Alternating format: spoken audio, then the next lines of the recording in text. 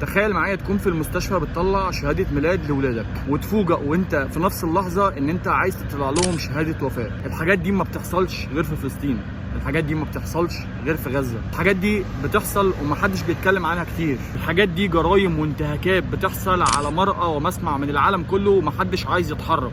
الحاجات دي للي بيحس بس هيحس قد ايه ان هو متكتف وحاسس بالعجز. يعني ايه طفلتين يكونوا لسه مولودين وانا راح اطلع لهم شهاده وفاه؟ الغريبه ان الناس ابتدى الصمت يخيم عليها، ده حتى في ناس بطلت تشيط. بص هو انا مش عارف اقول لك ايه، بس يعني الواحد خلاص المناظر اللي بيشوفها كل يوم دي خلاص الواحد حاسس بانفطار كده ومش عارف يعمل ايه، بس مش هيبطل يتكلم. يعني انا اخترت ان انا ما بطلش اتكلم من ساعه ما الموضوع ده حصل. زي ما انا ما اخترت ان انا ما بطلش اتكلم عن الموضوع ده، انت كمان اختار ان انت ما تبطلش تشير.